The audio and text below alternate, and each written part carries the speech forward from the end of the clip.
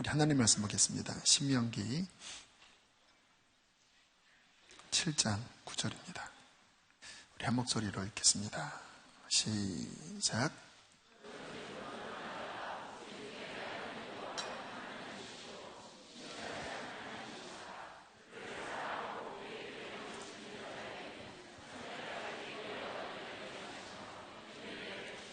아멘. 자, 믿음 시리즈로 다시 돌아왔습니다. 오늘 7번째 시간이 되겠습니다. 믿음이 있다고 하는 것, 참 신비롭습니다. 성경에 믿음은 모든 사람의 것이 아니라고 말씀하세요. 어떤 분들은 아무리 믿음을 가지고 싶어도 안 믿겨져요. 이 안에서 믿음이 안 생겨요. 심지어는 모태신앙인 중에서도 그러한 분들이 있습니다. 믿음이 안 생기는 걸 어떡합니까? 억지로 생기는 게 아니잖아요. 그런데 어떤 분들은 초신자임에도 불구하고 믿음이 있는 사람이 있어요. 사도행전에 보면 사도 바울이 선교 여행 중에 복음을 전했는데 이렇게 말씀을 전하다가 보니까 한 안진뱅이가 말씀을 들을 때 그 안에 믿음이 있는 게 보였다고 말씀하세요. 믿음이 보이는 건가 봐요. 그래서 사도 바울이 말씀을 전하다가 스탑하고 나사렛 예수 이름으로 일어나 걸어라 했더니 안진뱅이가 일어나는 일이 있었어요.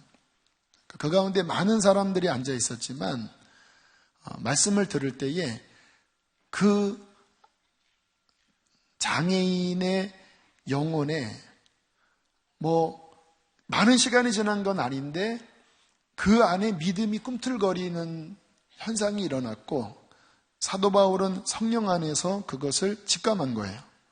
그리고 지금 일으키면 일어나겠구나 하고 일어나라고 하니까 일어났어요. 참 놀라운 일입니다.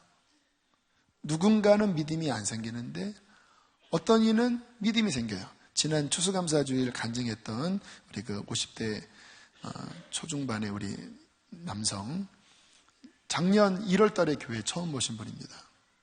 근데 교회 오시자마자 믿음이 쑥쑥 자라나셔요. 참 놀랍죠? 보통 50대 초중반의 남성분들이 믿기가 어려워요. 이 이성 때문에. 근데 그분은 너무나 놀랍게 교회 오시자마자 그냥 믿음이 스폰지가 물을 빨아들이듯이 그냥 쑥쑥 들어와서 지금 2년이 채 안 되셨는데도 신앙이 많이 성장하셨습니다.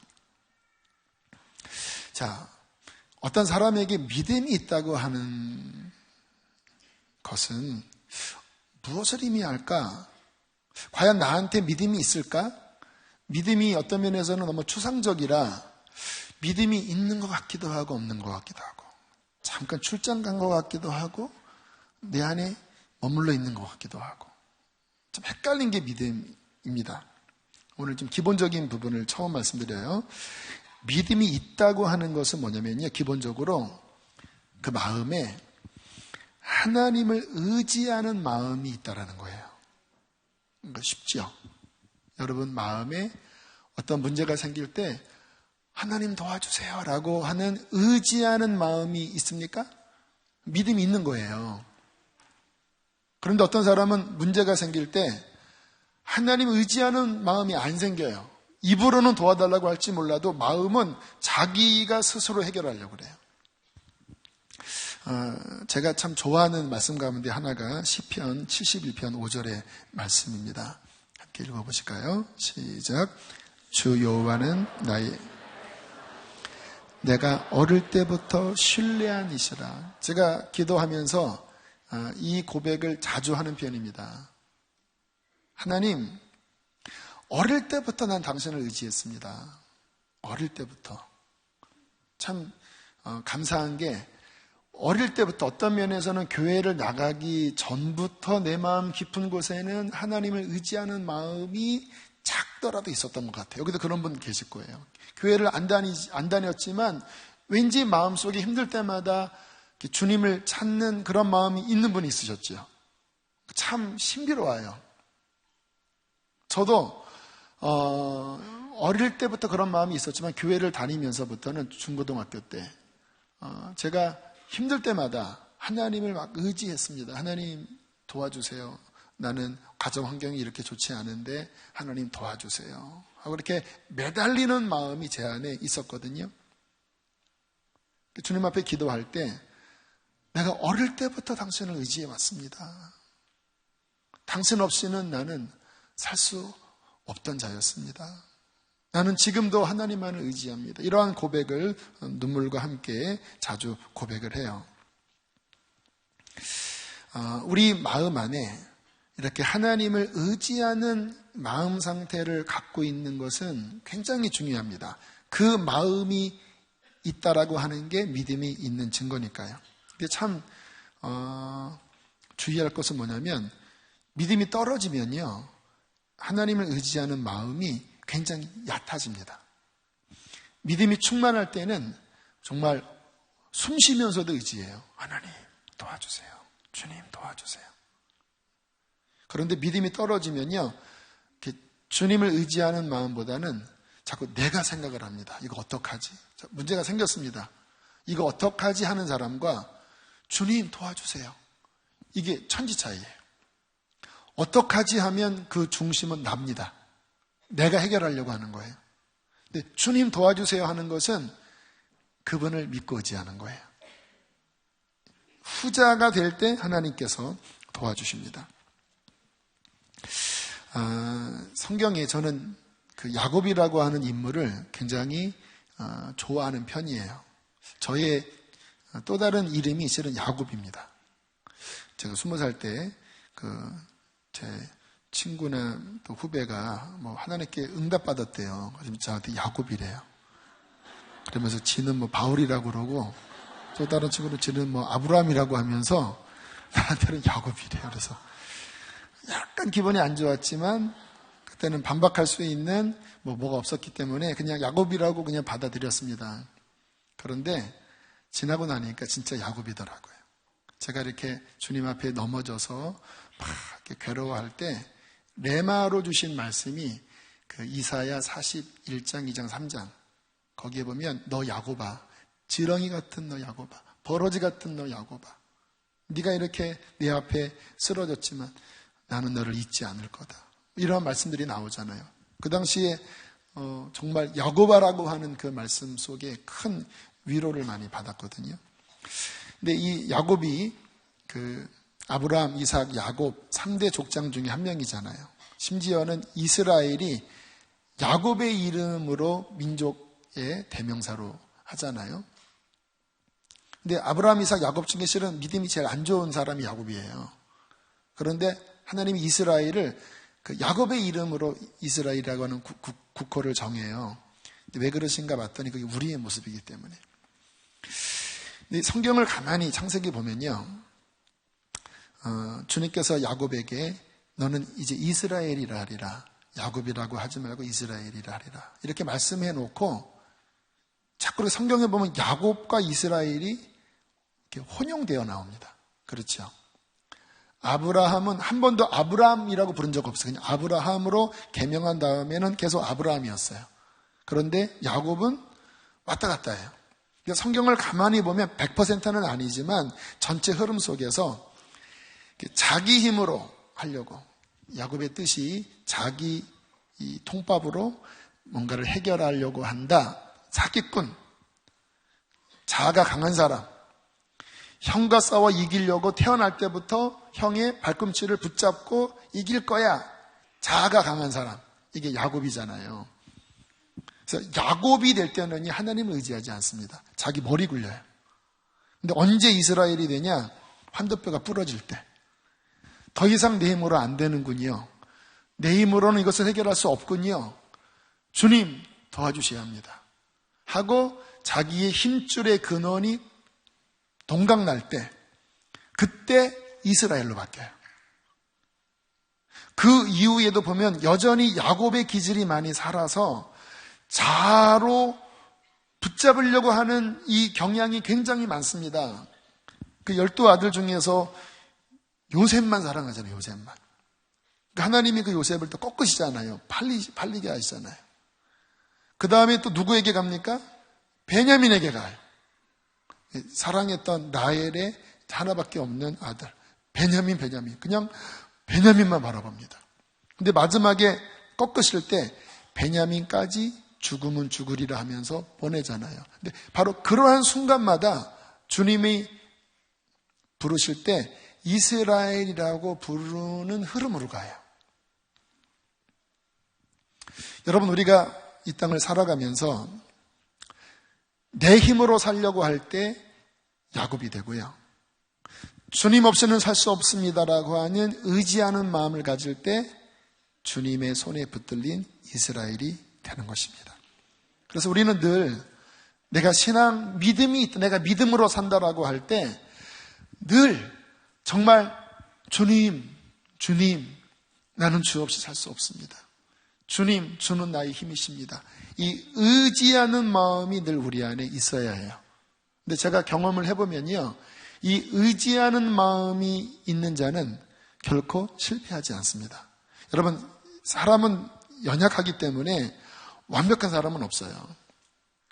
아무리 하나님의 계시를 잘 받는 사람도 그의 생각이 다 하나님의 생각이 아닙니다. 언제나 실수가 있고 부족함이 있어요. 그런데 하나님을 의지하는 사람은요, 그렇게 흔들거리다가도 또는 잘못된 길로 실수해서 갔다 할지라도 하나님을 의지하는 마음이 있으면 다시 바른 길로 돌아오게 돼요. 왜냐? 하나님이 도와주시기 때문에. 예레미야 17장에 이 하나님을 의지하는 마음이 얼마나 중요한지 이렇게 가르치고 있습니다. 함께 읽겠습니다. 시작.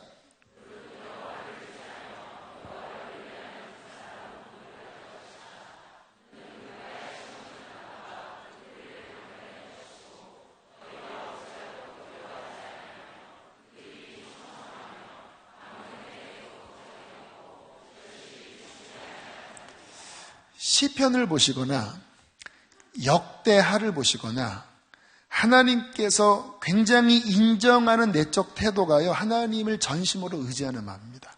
다윗이 했던 고백을 보면 하나님만을 의지합니다라는 고백으로 가득 차 있어요. 역대하에 그 유다의 왕들의 행전을 보면 누구를 하나님이 인정하십니까? 전심으로 여호와를 의지했던 왕, 여호사밧, 아사, 물론 뒤에 가서는 의지하지 않아서 혼났지만 어쨌든 아사, 히스기야, 공통되는 고백이 뭐냐면 하나님을 전심으로 의지했던 사. 무릇 여호와를 의지하며 여호와를 의뢰하는 그 사람은 복을 받을 것이라. 할렐루야. 그러니까 늘 의지하는 믿음을 가지면 그 마음의 뿌리가 하나님께 가 있기 때문에 그는 이 땅을 살아갈 때 하나님이 주시는 은혜로 그는 승리할 수 있는 거예요. 그러나 또 예레미야 17장 이렇게 말씀하십니다.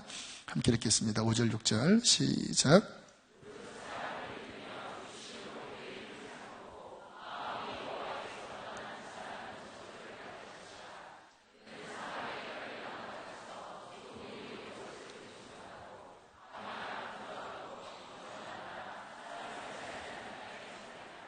자, 15초 정도 보여주세요.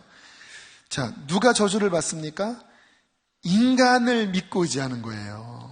자기에게 도움이 될 것 같은 누군가, 또는 자신의 육신의 힘을 의지하는 거예요.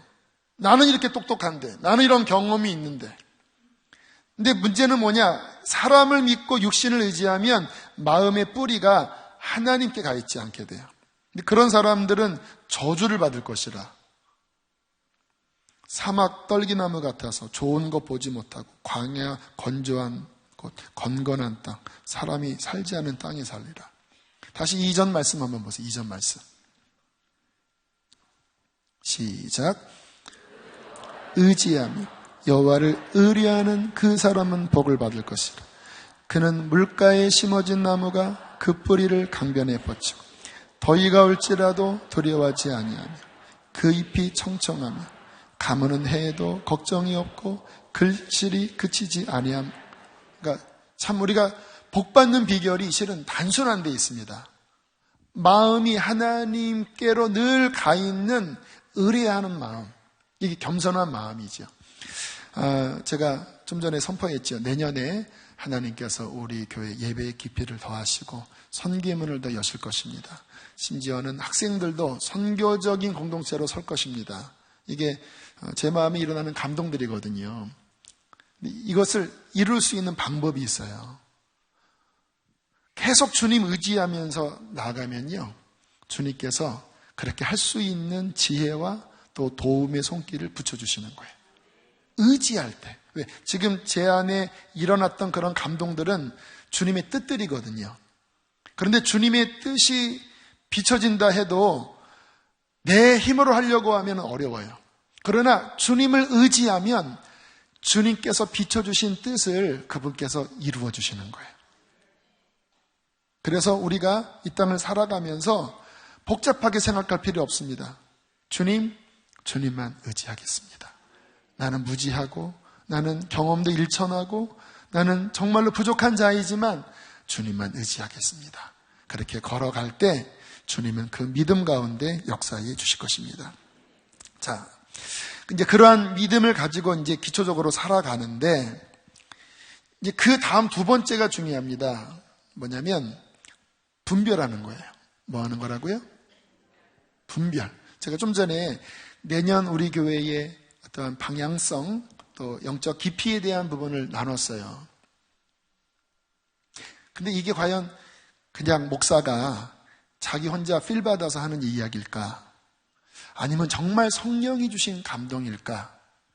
이게 중요한 거예요. 하나님이 주신 감동이 맞다면 주님의 도움의 손길이 부어집니다. 근데 제가 혼자 생각한 거라면 쭉 정리가 돼요. 많은 분들이 신앙생활을 하면서 뭔가를 사모하고 뭔가를 위해서 간구하는데 어떤 경우는 그게 하나님께로부터 오지 않은 것일 경우가 많더라고요. 그냥 내가 원하는 것, 내가 세우고 싶은 것. 근데 그럴 경우에는요, 하나님의 지지가 약해집니다. 물론 하나님은 아버지라 막 떼쓰면 도와주시기는 하시더라고요. 그런데 하나님의 뜻에 안 맞으면 이게 뭔가 기도가 힘겨워집니다. 내가 막 애쓰는 게 돼요. 그런데 하나님의 뜻에 맞을 경우에는 주님께서 그 기도에 힘을 더하시고 응답을 더하시는 거예요. 그래서 우리가 믿음이라고 하는 것을 주장할 때 하나님을 의지하는 마음이 기초지만 그 다음 중요한 것은 내가 기도하는 것이 정말 하나님의 뜻에 맞는가 아니면 내 생각인가를 분별하셔야 된다는 거예요. 근데 이게 굉장히 어렵습니다. 아주 고난이도예요. 시선이라고 하는 찬양 아시죠? 모든 시선을 주님께 드리고, 그분이 김명선 간사라는 분이신데 오늘 제가 그 말씀 참고하려고 이렇게 좀 찾다가 이번에 간증을 좀 들었어요. 우리 이번 간증 잠깐 영상으로 보겠습니다. 저희가 처음에 병원에서 4개월 진단을 받았거든요. 남편에겐 말하지 않았지만 병원에서는 좀 어렵다라고 이야기하면서 저에게 4개월이고 항암을 하게 된다고 해도 6개월 이상은 보기 어렵다라고 했는데 저희가 그때 믿음으로 이 일은 하나님께서 하시는 일이다. 또 저희에게 약속이 있잖아요. 저는 이 시간들을 통해서 믿음은 뭔가 잘 될 걸 기대하는 게 아니라 하나님이 주신 약속, 그 말씀을 붙잡는 거구나라는 걸 깨달았거든요. 필요한 게 믿음이라면 주님 전 믿음이 부족하지 않아요. 지금 주님이 생기 한번 부시면 이 사람 벌떡 일어나고 전 믿어요. 주님 일해주세요. 그리고 막 기도했어요. 남편은 이미 의식이 왔다 갔다 할 때였고 귀만 들릴 때였는데 믿음이 생기는 걸 어떻게 해요? 그래서 막 기도를 했는데 그러고 있는 저를 이제 그 문 밖에 창문에서 보셨던 그곳의 여자 전도사님이 저를 불러내셨어요. 그러면서 이렇게 말씀하시는 거예요. 자매님 때문에 남편분이 예수님 만나러 못 가고 있어요. 그렇게 말씀하시는 거예요. 기분이 너무 나빴어요. 어떻게 하세요? 사람이 살고 죽는 거를 우리가 모르고 주님만 아시는 거잖아요. 그랬더니 그분이 저한테 이렇게 말씀하셨어요. 물론 주님이 하실 수 있고 주님만 아시는 건데 그냥 흐름을 보세요. 어디로 가고 있는지. 근데 그 말을 들었을 때 제 마음이 부인하고 싶었어요. 근데 그때 그 전사님께서 한 말씀을 더 해주셨어요. 저도 이미 알았던 말이고 아마 여러분들도 더 아시는 말씀일 텐데, 하나님이 이 땅에 사람을 보내실 때 사명을 주세요. 그리고 그 사명을 다 이루면 주님이 이제 와라 아들아, 이제 와라 딸아, 이제 쉬어라 하시면 주님 따라가면 되는 거예요. 그때 우리가 아니요, 아직 저는 더 하고 싶은 일이 많아요. 아니요, 주님 제가 더 할게요. 할 수 없어요. 주님 부르시면 가는 거예요. 하시는데 제가 뭔가를 감지했어요. 이 사람의 삶에 사명 주님 맡기실 게 다 끝났을 수 있겠구나. 너무 잘 그 시간을 통과했을 수 있겠구나. 그런 마음이 들면서 막 울었어요. 하고 나서 8월 20일 부름을 받았어요. 네, 좀 가슴 아픈 이야기이긴 한데요. 실은 우리가 신앙생활을 하면서 제일 헷갈린 부분입니다. 주님께는 능치 못할 일이 없으니까 정말 이런 경우, 남편이 암이 걸려서 사경을 헤매는 경우에 당연히 믿음으로 치유를 위해서 기도하잖아요. 그렇죠. 그래서 이 김명성 간사님도 그렇게 기도하셨고 또 본인 마음 안에 믿음이 있었다고 하는 거예요. 그런데 어떤 전도사님이 자신의 바램과는 다른 이야기를 하신 거예요.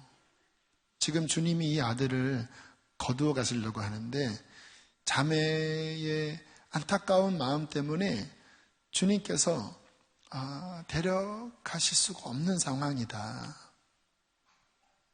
실갱이가 있었지만 받아들였잖아요. 지금 이 상황은 우리 남편이 사명이 다 끝난 거구나. 놓아줘야 되는 상황이구나. 믿음으로 붙잡아야 되는 상황이 아니라 여보 수고했어. 이제 주님 나라에 가서 쉬고 우리 다시 주님 나라에 만날 때까지 나를 위해서 기도해줘. 이러한 때이구나라고 받아들이면서 남편이 하늘나라 갔다고 하는 이야기. 근데 우리가 이러한 상황 가운데 받아들이기 어렵습니다. 그렇죠. 왜? 너무 간절히 바라기 때문에. 그러면 또 이러한 문제가 있을 때마다 그냥 살려달라고 기도하지 많은 그것도 믿음이 아니잖아요. 이게 어려운 거예요. 성경에는 무엇이든지 구하라고 말씀했고 또 병의 치료를 위해서 기도하라고 말씀하셨는데 정말 하나님의 진짜 뜻은 무엇인가가 헷갈릴 때가 많아요. 이번에 아현중앙교회 가서 집회를 했는데 저녁마다 이제 그 교회 사회 보시는 또 기도하시는 장로님들이 이제 식사를 대접을 해주셨습니다. 둘째 날에 한 장로님의 놀라운 간증을 들었어요. 그 딸이 이제 사법고시 시험을 준비하다가 어떻게 바이러스가 뇌로 침투해 들어가면서 코마 상태가 된 거예요. 의식을 잃게 된 거예요. 20대 초반의 나이에. 장장 675일을 코마 상태에 있었던 거예요. 병원에서는 이제 더 이상 가망이 없습니다. 우리 병원에서는 더 이상 감당할 수 없습니다. 하면 또 다른 데로 옮겨서 그래도 이 딸을 살려달라고 기도하고 온 교회가 그 딸을 위해서 그렇게 눈물로 기도했다라는 거예요. 그런데 675일 만에 깨어났습니다. 코마 상태에 있었던 이 딸이 675일 만에 기적이 벌어진 깨어난 거예요. 와, 너무너무 놀랍더라고요. 그래서 보통 이제 이런 상태면 깨어나도 좀 장애가 있잖아요. 어떠냐고 물어봤더니 굉장히 많이 회복이 돼서 지금은 결혼해서 미국 유학을 가 있대요. 결혼해서. 이야기하면서 장로님이 식사하시면서 그냥 눈시울이 붉어지시더라고요. 이 이야기를 통해서 이 교회에는 엄청난 신앙의 어떠한 간증이 있는 거예요. 그래서 어떤 권사님은 내가 이제 예수의 부활을 믿는다 그러더래요. 부활이 그렇게 해서 믿는 건가? 어쨌든 진짜 부활이 있겠구나. 눈앞에서 675일 동안 코마 상태였던 그 교회의 딸이 살아났으니까. 그러니까 이런 경우에는 하나님이 살리셨고, 이런 경우에는 데려가시고, 어떤 게 주의 뜻일까요? 우리가 주의 뜻을 분별하는 데 있어서 훈련을 하셔야 합니다. 저도 제가 정말 주님을 깊이 만난 이후부터 했던 가장 중요한 훈련은 분별의 훈련이었습니다. 내 육신의 생각과 성령의 생각의 이 차이 속에서 무엇이 주의 뜻인가를 계속 질문하는 훈련을 많이 했어요. 왜냐하면 결국 우리의 삶의 성패는 성령이 이끄는 대로 가야 승리합니다. 이게 신약의 가장 핵심 원리입니다. 신약은 성령을 따라 행할 때 성령의 능력으로 이기는 거예요. 그런데 내 자아의 힘으로 나아가면 되는 것 같아도 결국은 내 자아라고 하는 본성이 부패되었기 때문에 결국은 실패하는 거예요. 율법은 내 힘으로 해요. 그런데 복음은 성령의 능력으로 하는 거예요. 근데 헷갈립니다. 물론 분명하게 흑백, 예를 들어서 나이트를 가야 되냐 교회를 와야 되냐, 이거는 분별하기 쉬워요.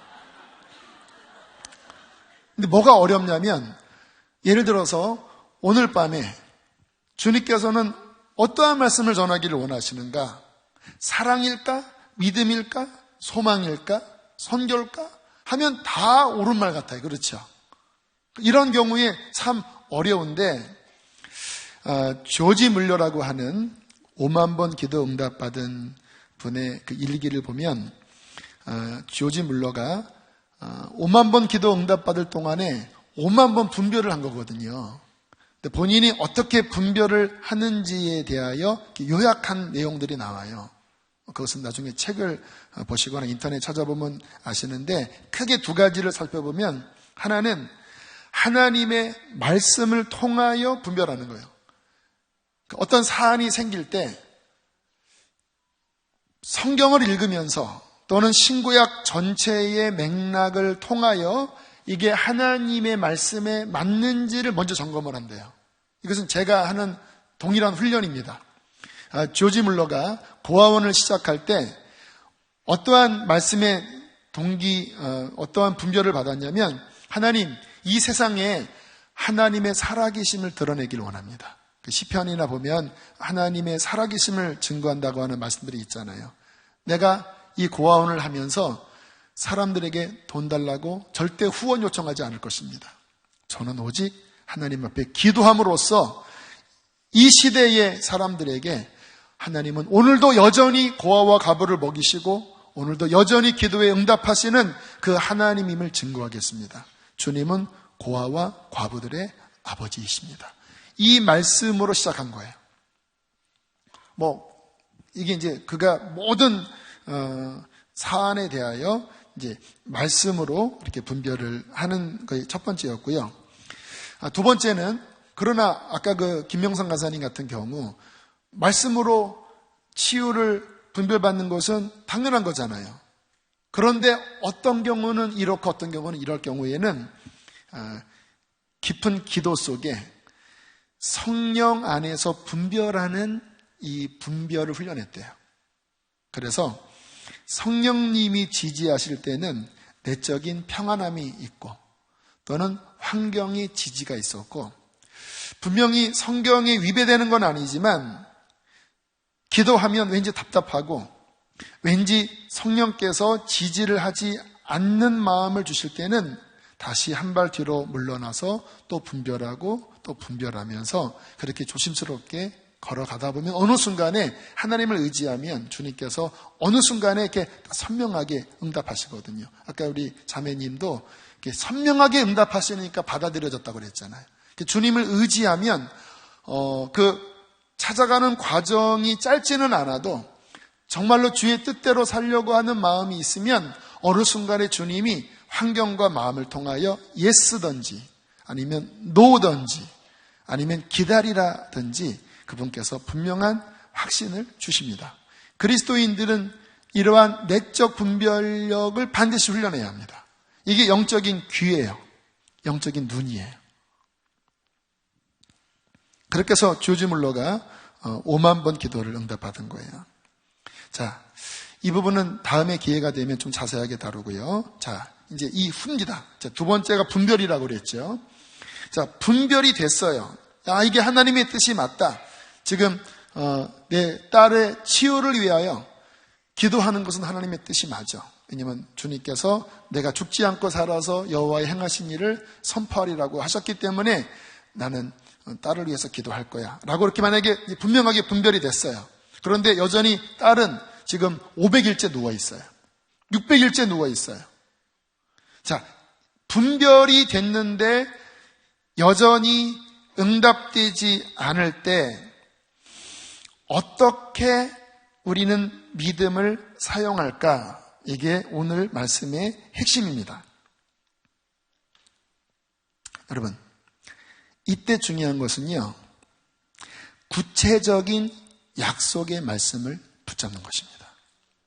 앞에 분별이 아니고 이 사안에 대하여 하나님께서 분명하게 말씀하신 레마의 말씀, 언약의 말씀, 이것을 분명하게 붙잡고 이 언약을 통하여 하나님 앞에 나아갈 때 믿음이 분명해지고 기도가 강력해집니다.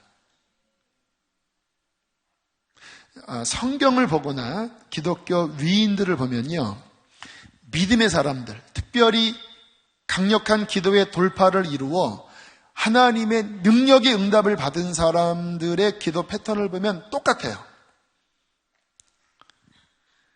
하나님의 뜻이 분별된 다음에 그는 자기의 간절히 바램만으로 기도하지 않습니다. 이 사안에 대하여 하나님이 하신 언약을 분명하게 취합니다.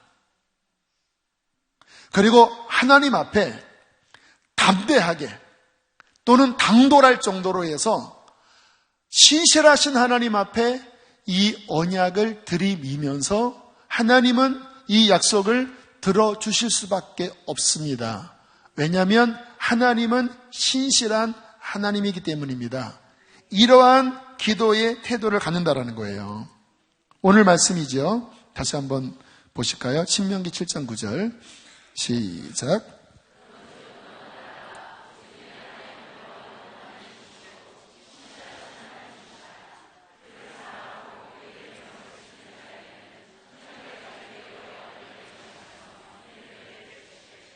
자, 이 모세가 고백한 거잖아요. 하나님은 성품이 신실하시다. 하나님은 그의 계명을 지키는 백성에게 천대까지 그 언약을 이행하시는 분이시다. 여러분, 이 언약을 이행하신다고 할 때 그 언약의 주체는 하나님이세요. 하나님이 먼저 이야기한 것을 그 언약을 함께 맺은 백성이 합법적으로 언약 안에 들어가서 요구할 때 하나님이 언약을 먼저 하셨기 때문에 그 신실성으로 말미암아 하나님은 그 언약을 들어줄 수밖에 없다라는 거예요. 저도 우리 자녀들과 이렇게 뭔가를 할 때 제가 제일 구속을 느끼는 게 뭐냐면 내가 어떠한 약속을 했을 경우에 뭐 하면 뭐 주겠다 이렇게 약속을 했어요. 그런데 진짜 그걸 했어요. 그럼 그 다음에 이제 완전 채권자가 되는 거예요. 나는 채무자가 되고 아빠 약속했잖아. 아빠 준다고 그랬잖아 하면 제 마음이 꼼짝 못해요. 왜요? 신이 때문에. 만약에 제가 아들한테 뻥이었는데 이러면 완전히 못 믿을 아빠가 되지 않겠습니까? 근데 당연히 아빠로서 신의를 지켜야 된다고 하는 마음 때문에 그 약속을 지키기 위하여 희생을 감수해도 지켜야 돼요. 근데 하나님은 우리와 비교할 수 없는 영원히 신실함을 지키시는 그 이름 자체가 신실이십니다. 그래서 그분이 뭔가를 약속을 하셨어요. 그러면 그 조건에 딱 맞아 들어갈 경우에 하나님이 그렇게 말씀하지 않았습니다 라고 하는 순간 하나님은 거기에 구속이 되어버리십니다. 성경에 굉장히 많은 사람들이 이 방식으로 기도했어요. 이게 이제 모세의 고백인데요. 그 출애굽기에 보면 이스라엘 백성들이 범죄했어요. 하나님께서 내가 싹 쓸어버리겠다. 왜냐하면 우상을 섬기니까. 하나님이 지금 저 산 위에서 강림하셨는데도 금송아지 섬기니까. 근데 모세가 간신히 기도해서 그를 말리기는 했는데 하나님의 노가 아직 풀어지지 않았어요. 그때 모세가 하나님 앞에 이런 기도를 합니다. 주의 영광을 내게 보이소서. 근데 모세와 하나님은 언약 관계거든요. 모세의 기도에 대하여 하나님은 신실하게 들어주세요. 왜? 이 언약이 정상적으로 맺어져 있기 때문에. 그러니까 주님께서 모세에게 하나님의 영광을 보여주셨습니다. 그게 출애굽기 34장 6절로 9절입니다. 함께 읽어보실까요? 위에 거만 시작.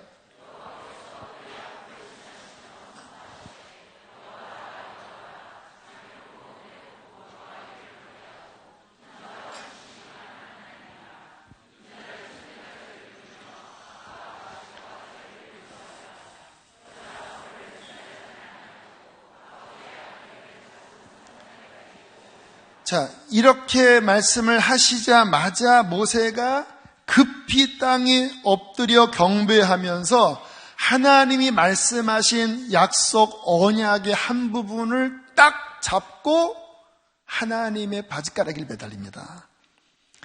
주여, 내가 주께 은총을 입었거든.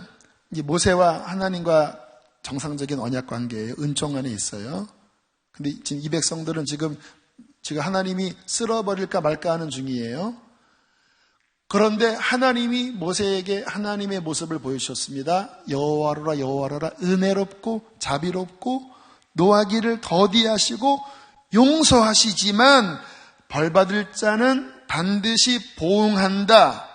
근데 이때 모세가 내가 주께 은혜를 입었거든이라는 말은 뭐냐면 당신과 나 사이가 정상적인 언약 관계이니까 내가 당신이 말씀한 그 언약의 한 부분을 취합니다. 아랫부분은 일단 제끼고 먼저 말씀하신 이 백성의 죄를 용서하시겠다고 하는 그 용서에 대한 언약을 딱 붙잡고 하나님께만 매달리는 거예요.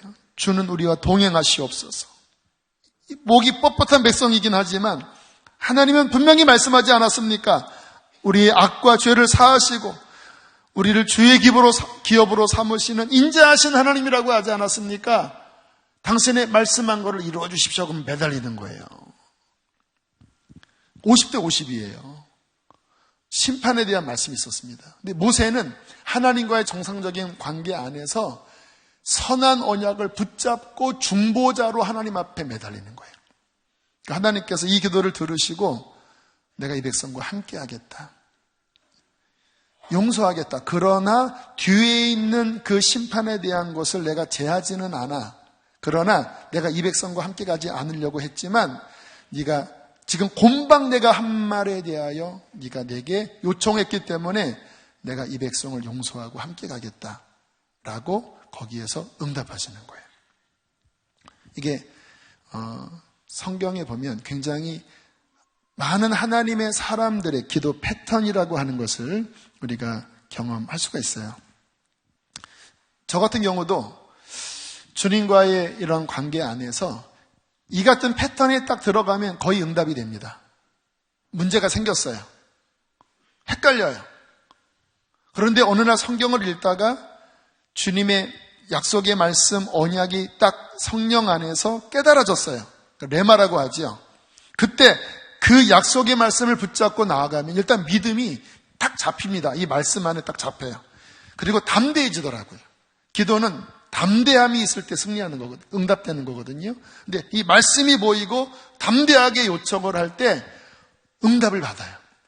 제가 몇 번 간증한 이야기, 고산증 걸려서 막 그날 밤에 막 죽을 것 같았습니다. 잠을 자면 막 숨이 막히고 막 오바이트가 나오는데 나오지도 않고 막 밤에 그냥 그 티벳 고산지에서 막 끙끙댔어요. 다음 날 성경을 읽었는데 시편 68편 19절 함께 읽겠습니다. 시작.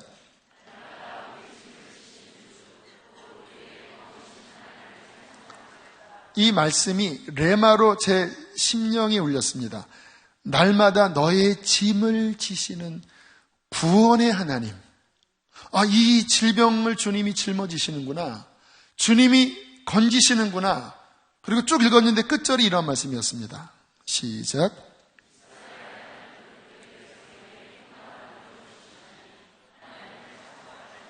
와, 하나님은 힘과 능력을 주시는 하나님. 제가 몸이 여전히 막 심장이 쪼여오고 막 헛구역질이 나고 막 죽을 것 같았는데 이 약속의 말씀을 제가 영적으로 취했습니다. 하나님은 그의 백성에게 힘과 능력을 주시는 하나님. 힘과 능력을 주시는 하나님. 주님이 하신 말씀이잖아요. 저의 온 마음으로 이 말씀을 고백하고 붙잡았습니다. 그리고 찬양했어요. 몸이 뜨겁더라고요. 여전히 저의 이 내장 기관은 여전히 막 쪼그라들었는데 믿음을 취하고 주의 언약을 취하면서 우리의 짐을 짊어지시는 주, 힘과 능력을 주시는 주 고백하면서 찬양하고 기도하고 한 20분 지나는데요. 정말 싹 가시더라고요. 여러분, 우리가 신앙생활을 하면서 늘 주님과의 언약 관계 안에서 주님이 언약하신 것을 깨닫고 그 언약을 믿음으로 구하는 이 건강한 신앙생활을 하면요, 우리의 삶에 놀라운 주의 응답이 임하는 것입니다. 제가 그동안 했던 사역의 과정들이 떠올랐어요. 말씀 준비하면서. 이 말씀을 드리는 이유는 우리 교회가 나아가야 될 방향은 그냥 우리끼리 잘 모이는 게 아닙니다. 이 마지막 시대에 주님이 우리에게 부흥을 더 일으키기를 원하세요. 다음 세대들이 살아나야 합니다. 주님 뜨겁게 만나야 돼요. 선교지에 나가서 강력한 선교의 역사가 더 일어나야 됩니다. 그것을 위해서 지금 이 부분을 주님께서 저는 깨닫게 하셨다고 생각이 드는데요. 제가 어떤 부서를 맡았을 때 어린아이들이든 청소년들이든 청년들이든 어떤 영혼들을 맡았을 때 제가 주님 앞에 이러한 태도로 굉장히 매달렸습니다. 모세 같은 마음으로 심지어는 좀 오바까지 했어요. 하나님, 이 백성을 구원하지 않으려면 차라리 저를 죽여주십시오. 그런 기도가 진짜 나오더라고요. 주님의 중보의 마음이었나 봐요. 하나님, 차라리 내 목숨을 거둬가 주시고 하나님, 이들을 구원해 주십시오. 주님, 주께서 약속하지 않았습니까? 나를 믿는 자에게 성령을 주시겠다고 말씀하지 않았습니까? 하나님, 이들이 성령을 받게 해 주십시오. 하나님, 이들이 물과 성령으로 거듭나게 하여 주십시오. 하나님, 내가 오늘 이 친구들에게 말씀을 전해야 되는데 나에게는 떡이 없습니다. 그런데 누가복음에 보면 떡을 달라고 간청하는 그 간청을 친구가 듣고 준다고 한 그 약속이 있지 않습니까? 그런데 하나님은 그 친구보다 더 인자한 분이라고 말씀하지 않았습니까? 하나님, 오늘 먹일 떡을 주십시오. 하나님, 복음의 떡을 주십시오. 이렇게 기도하면요, 눈물이 나요. 왜냐하면 진리 안에서 기도하고 언약 안에서 기도하다 보니까 이 정서적으로 굉장히 성령의 감동을 받더라고요. 주님, 이 백성을 살려주십시오. 주님, 성령을 주십시오. 그렇게 막 눈물을 쏟으면서 기도하잖아요. 그러면요, 그러한 예배 안에, 그러한 수련회 안에 하나님의 강력한 영적인 기름 부심 역사가 자주 일어나는 걸 봤어요. 저는 우리 제자 훈련 할 때 우리 강사분들한테 이런 부분들을 나눠요. 복음 인카운터 기도할 때 그렇게 하나님께 매달리라고. 저는 우리 주일학교 교사들 매번 나갈 때마다 그냥 막 성경 대충 이렇게 보고 가는 게 아니라, 물론 그렇게 안 하시겠지만 정말 매주 20분을 만난다 할지라도 하나님의 약속의 말씀 붙잡고, 하나님, 이 다음 세대들 살아나야 합니다. 하나님, 이 말씀을 나눌 때에 불을 주시고 이 아이들의 영의 눈이 띄어지게 해주십시오. 부흥이 일어나게 해주십시오. 그 마음으로 한 20분, 30분 눈물로 기도하고 전해보세요. 다르다라니까요. 왜요? 하나님의 딱 뜻이기 때문에. 목장 모임할 때도요, 그냥 하지 마시고, 하나님의 나라가 임하게 해주십시오. 두세 사람이 내 이름으로 모인 곳에 내가 함께 하겠다고 말씀하지 않았습니까? 하나님, 주께서 임재하셔서 영적으로 침체된 자들, 영적으로 뭔가 방황하는 자들, 낙심한 자들이 하나님, 이 목장 예배를 통하여 하나님의 능력을 경험하게 해주시옵소서. 우울증이 떠나가게 하여 주시고, 낙심한 자들이 일어나게 하여 주시고, 하나님의 나라가 임하여 주시옵소서. 주님, 떡을 주십시오. 주님, 양식을 주십시오. 주의 백성이 아닙니까? 그렇게 약속의 말씀 붙잡고 한 30분 기도하고 한번 모임 인도해 보세요. 분위기가 다르다라니까요. 저는 우리 교회 안에 그런 많이 들었어요. 이것도 믿음으로 선포하는 건데, 앞으로 선교 나갈 때 어떤 예배의 문이 열려지면서 예배를 통하여 어떤 선교의 부흥, 또 그 영혼들의 회복이 저는 일어날 것이라고 믿고 선포해요. 아까 이렇게 찬양하는데 온 세계와 열방 가운데 그 찬양을 하는데 마음속에 어떤 그림이 그려지더라고요.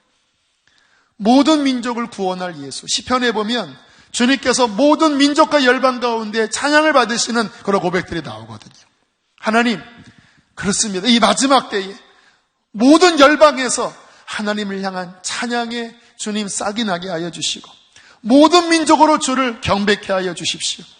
하나님, 모든 민족으로 주를 찬송케 하여 주십시오. 주의 말씀이잖아요. 이것을 막 붙잡고 하나님 앞에 기도하고 열방으로 나아갈 때 우리가 찬양하는 곳에 하나님의 나라가 임하시고 그 영혼들이 돌파가 되어지고 구원 얻게 될 줄로 믿습니다. 너무너무 중요해요.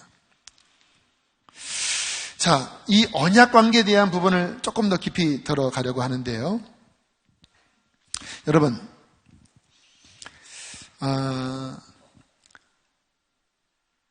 언약과 계약이 느낌상 다르죠.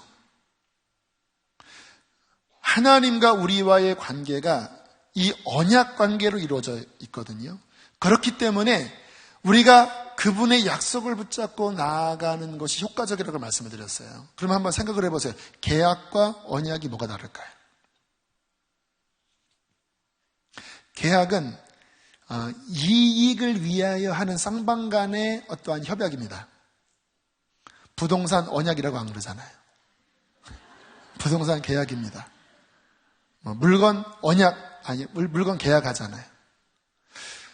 계약은 그냥 이익으로 쌈박하게 만나서 쌈박하게 헤어지면 돼요. 근데 언약은 무슨 관계지요? 주로 부부 언약, 부부 언약, 서약 언약 이렇게 하잖아요. 언약은 사랑의 관계에 기초하면서 구속력을 갖는 거예요. 하나님이 영원히 언약을 지키신다고 할 때 계약적인 의미가 아닙니다. 물론 원어를 따지면 그렇게 썩 구분하는 건 아니지만 의미적으로 볼 때 주님의 계약이 아니라 그분이 우리를 사랑하시고 우리를 자녀 삼으시고 우리를 신부 삼으시는 하나님 아버지와 우리와의 사랑의 신실한 언약 관계 안에 하나님과 우리가 연결되어 있다는 거예요. 이 인식은 굉장히 중요합니다. 계약? 그러니까 이 계약서 들고 나아간다. 이 느낌과 언약? 하나님께서 나를 사랑하셔서 그의 자녀 삼으시고 그의 신부 삼으시는 이 영원한 언약 안에 내가 들어가 있어.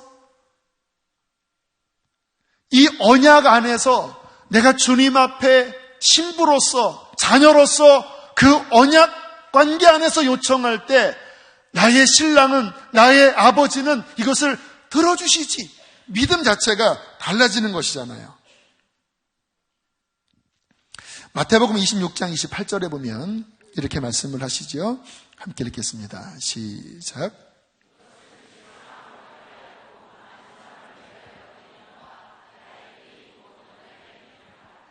여러분, 주님과 우리 사이에, 아버지와 우리 사이에 이 관계를 잘 표현하고 있죠. 주님께서 자신의 피를 통하여 언약을 세우십니다. 피의 언약. 어떤 언약입니까? 예수 그리스도의 보혈을 믿음으로, 회개하고 보혈을 믿음으로 우리가 하나님의 자녀가 되는 언약 관계 안에 들어가는 거예요. 그분은 우리의 아버지가 되십니다. 이 부분이 우리 안에 믿음으로 분명하게 진리로 서 있으셔야 합니다. 여러분, 하나님 아버지십니까? 예수의 피로 말미암아 이 언약이 성취되셨나요? 회개하고, 분명하게 제가 이번 아현중앙교회 가서 계속 외쳤습니다. 진짜 믿음 가지시라고. 진짜 믿음은 회개하고 온 마음으로 예수님을 의지하고 성령을 따라 행하는 이 믿음에 대해서 말씀을 드렸는데 정말 중요합니다. 회개하고 예수님의 십자가를 온 마음으로 의지하면 그분과 나 사이는 이제 언약 관계에 있어요. 그러면 무슨 결과가 있는가? 하늘의 모든 약속이 예수 그리스도의 보혈 안에서 주님의 모든 약속은 나의 것입니다. 믿음으로 취하십시오. 우리가 신앙생활 하는 데 있어서 이 담대함이 부족하면요, 이 기도가 약해요. 성경에 보면 왜 엘리야의 기도는 역사하는 힘이 큰가? 왜 어떠한 기도는 힘이 약한가?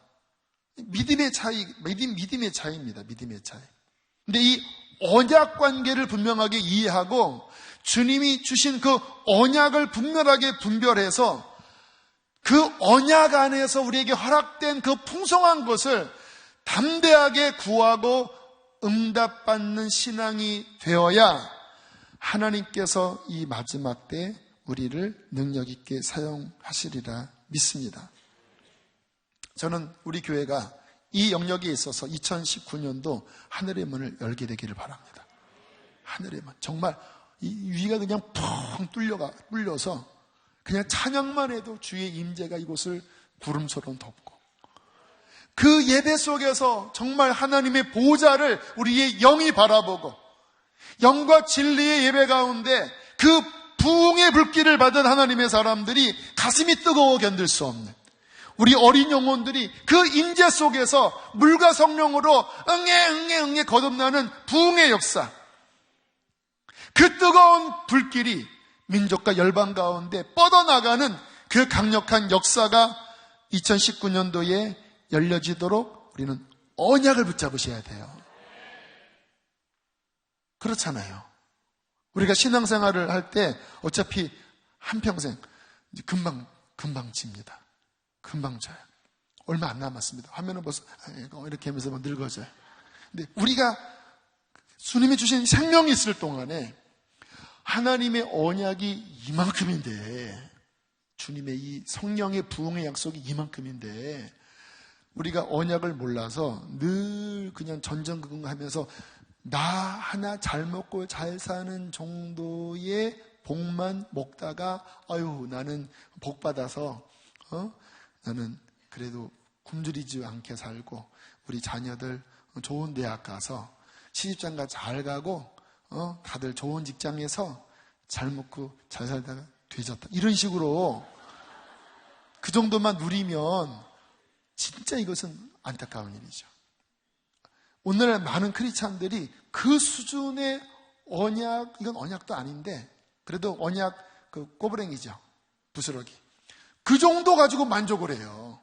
그 정도 가지고 민족, 열방, 부흥, 구원, 하늘의 열매 이런 거에는 그거는 선교사님들이 하는 거고 나는 돈을 벌면 한 헌금 좀 하면 소임을 다한 거고 나는 아무튼 남부럽지 않게 살다가 은퇴 후에 편안하게 살다가 우리의 자녀도 시집장가 잘 가고 교회 그래도 빠지지 않고 나가고 그리고 이 땅에서 잘 살고 요 정도로 끝나버려요.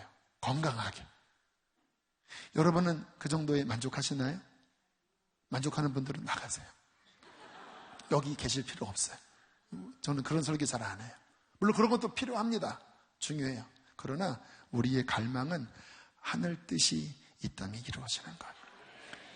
그것이 뭐 하나님 나라가 임하는 것, 하나님의 부흥이 임하여 영혼 안에 부흥이 일어나는 것. 하나님의 생명이 폭포수처럼 우리 안에 부어져서 생명의 열매들이 나타나는 것. 그리고 이 생명의 열매가 우리 교회에서 끝나는 것이 아니라 지역과 열방에 뻗어나가는 것. 하나님, 내 생전에 그것을 보길 원합니다. 아니, 내 생전에, 그것도 아니야. 2019년도에 보길 원합니다. 할렐루야. 이곳에 하늘문을 열어주십시오. 하나님, 주께서 말씀하지 않았습니까? 늦은 비를 주신다고 말씀하지 않았습니까? 주여. 나 회개하고 예수님 믿느라고 좀 빡세게 고생하고 있습니다. 주님, 이루어 주십시오. 이 마지막 때 환난이 오는데 이것을 능히 이길 하늘의 부흥을 주시옵소서. 내가 이런 자그마한 시험에, 이런 자그마한 상처에 내가 전전긍긍하고 나는 그런 자가, 난 사자입니다. 사자. 유다의 사자. 사자가 개처럼 깽깽대지 않습니다. 하나님, 사탄을 박살내고, 하나님, 주의 나라를 확장시키고, 하나님, 당신의 나라가 이 땅 가운데 임하는 것을 보기를 원하나이다. 이렇게 담대하게 외치면 주님께서 와, 대박 한번 이러지 않겠습니까? 너 좀 한다야. 이러한 강력한 언약의 믿음 가운데 우리가 2019년도에 이 믿음 속에 정말로 전진해 나가는 우리 신앙 되기를 원합니다. 그것을 위하여 다음 주에 BT 집회하고, 또 그 다음 주에 또 찬양 BT 집회하고, 또 나가고, 더 전진하고 더 전진하는 교회가 될지어다. 아멘. 우리 함께 이 시간 찬양하겠습니다.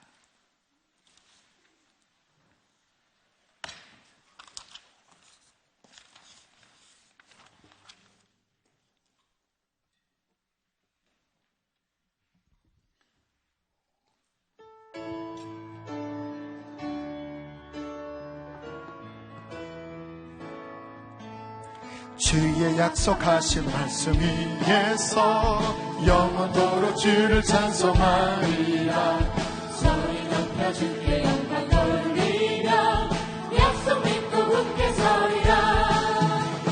굳게 서리, 영원하신 말씀 위에 굳게 서리. 굳게 서리, 그 말씀 위에 굳게 서리라.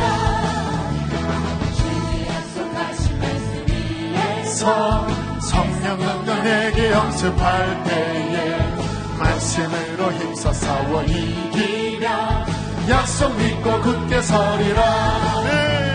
굳게 서리, 영원하신 말씀 위에 굳게 서리. 굳게 서리, 그 말씀 위에 굳게 서리라. 주의 약속하신 말씀 위에서 영원하신 주의 사랑이 믿고 성령으로 힘써 싸워 이기며 약속 믿고 굳게 서리라. 굳게 서리, 영원하신 말씀 위에 굳게 서리. 굳게 서리, 그 말씀 위에 굳게 서리라. 주의 약속하신 말씀 위에서 성령 인도하는 대로 행하며 주의 은혜 항상 안식 얻으며 약속 믿고 굳게 서리라. 굳게 서리, 영원하신 말씀 위에 굳게 서리. 굳게 서리, 그 말씀 위에 굳게 서. 주 약속 안에서 내 영혼 평안해. 주 약속 안, 불을 꺼주세요. 내 영혼 평안해. 내 뜻보다 크신 주님의 계획 나 신뢰해. 두려움 다 내려놓고 주님만 의지해. 주 안에서 내 영혼. 우리 한 번 더 오른손 높이 들고 주 약속 안에서. 주 약속 안에서 내 영혼 평안해. 내 뜻보다 크신 주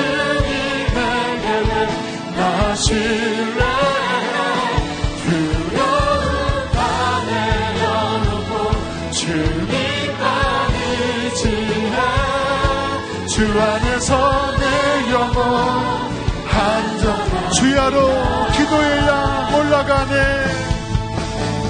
주야로 기도의 양 올라가네 우리 교회가 그렇게 됩니다 주님 주야로 기도의 양 올라가네 주야로 기도의 양 올라가네 주야로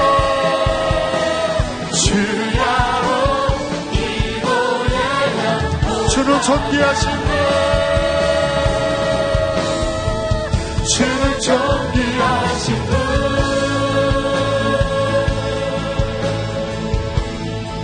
주는 존귀하신 분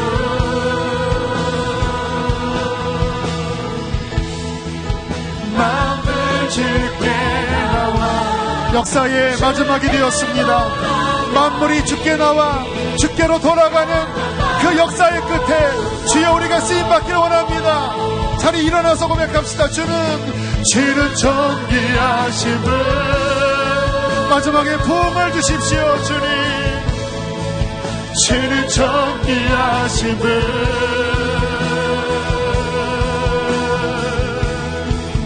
만물 주께 나와 주께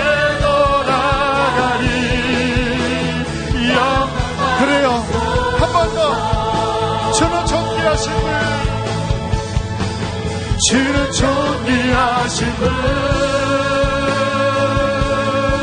역사의 끝이 되었습니다 주는 존귀하신 분 만물이 주께로 나와 주로 말미암고 주께로 돌아가느니라 늘 주께 나와 주께 돌아가리 영광 받으소 주야로 기도의 양 올라가네 언약의 기도의 양 올라가네 주야로 기도의 양 올라가네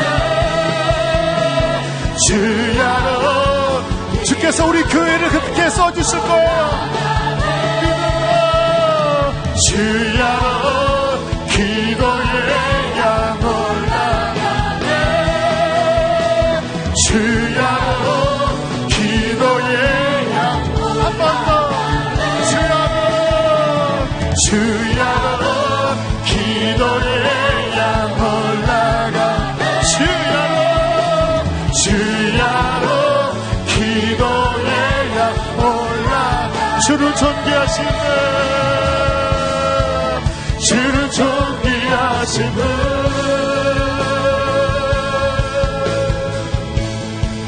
주를 존귀하신 분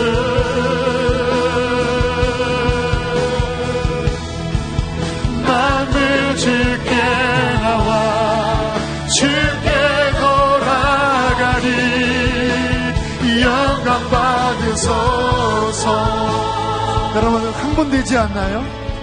마지막 때가 되었습니다 모든 것이 주께로부터 나와 주로 말미암고 이제 주님께로 돌아갈 것입니다 하나님 이 마지막 시대에 하나님 놀라운 부흥을 허락하여 주십시오 우리 수지선언 목자교회 안에 하나님 하늘의 문을 활짝 여시고 이 마지막에 주 앞에 하나님의 나라를 위하여 쓰임받을 수 있도록 성령을 부어주시옵소서 주께서 늦은 비를 주신다고 약속해 주셨습니다 성령을 주신다고 말씀해 주셨습니다 하나님의 영광을 위하여 이 교회 안에 성령을 부어 주십시오 우리는 언약의 백성입니다 언약의 백성입니다 하나님의 자녀 언약을 붙잡습니다 성령을 부어 주시옵소서 주여 두 번 부르고 두 손을 들고 기도하겠습니다 주여